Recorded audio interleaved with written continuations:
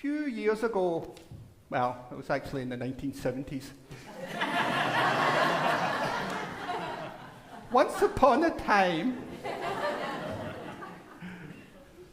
there was a book called I'm Okay, You're Okay.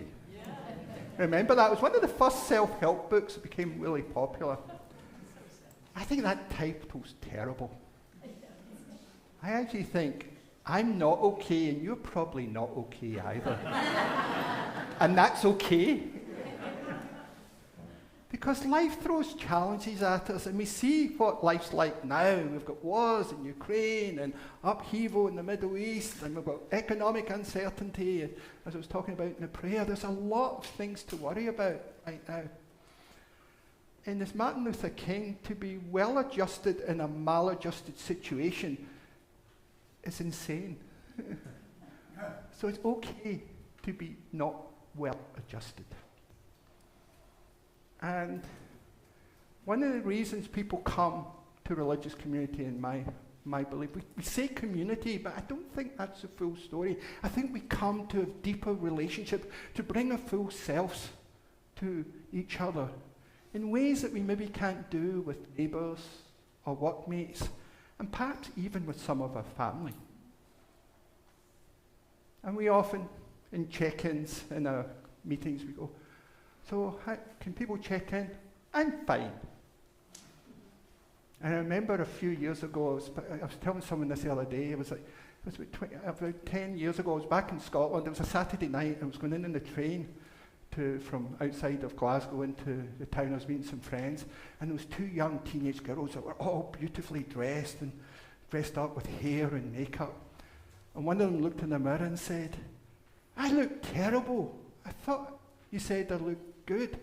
And the other girl, I'll never forget this reply, said, I didn't say you looked good, I said you looked fine.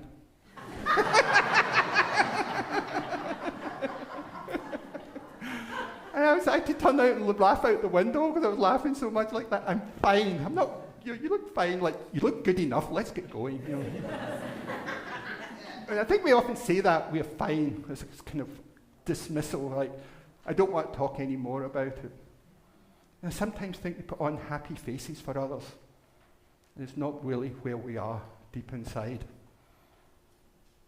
And I want to share a story. And this is about a dog.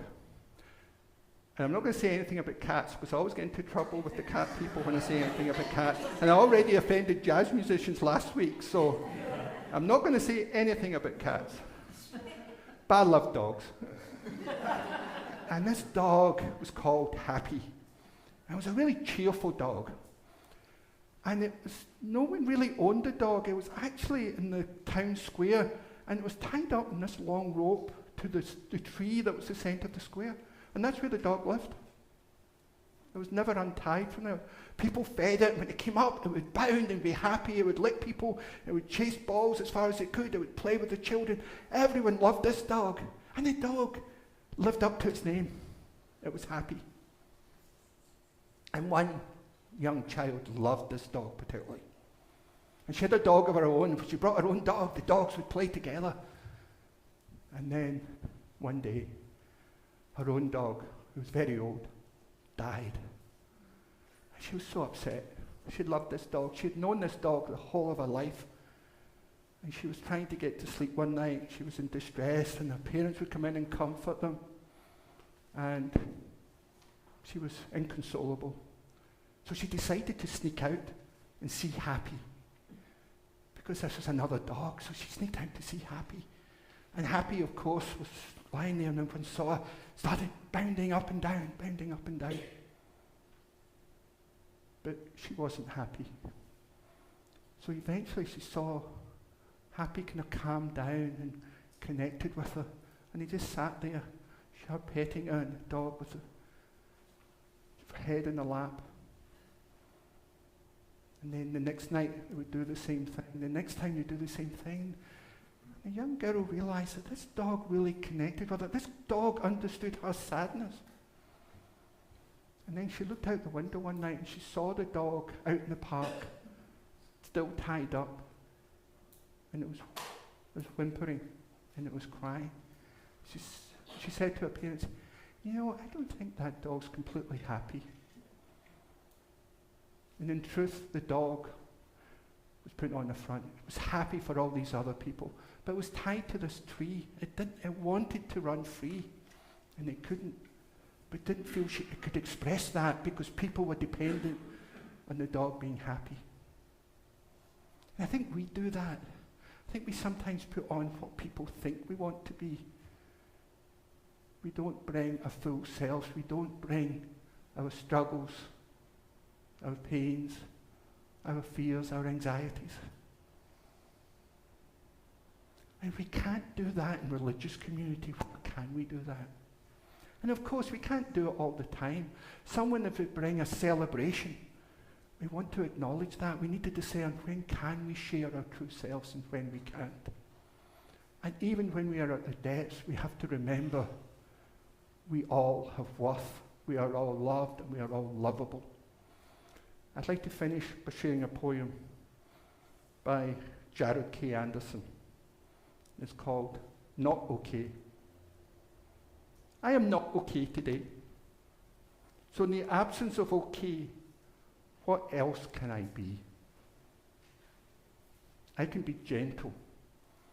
I can be unashamed. I can turn my pain into connection. I can be a student of stillness. I can be awake to nature. I can sharpen my empathy against the stone of my discomfort.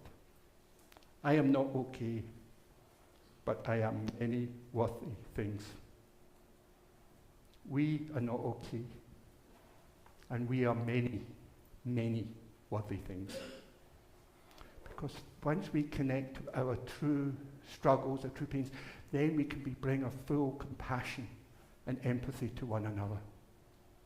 None of us can be strong all the time. And we often hear when we talk about our problems, well, that's a first world problem. We all live in the first world. It's okay to have a first world problem. We all live in the first world. But connect with our problems, because that's what allows us to be empathetic and compassionate to one another. And that is one of the covenants we make in a religious community, to be compassionate and empathetic with one another.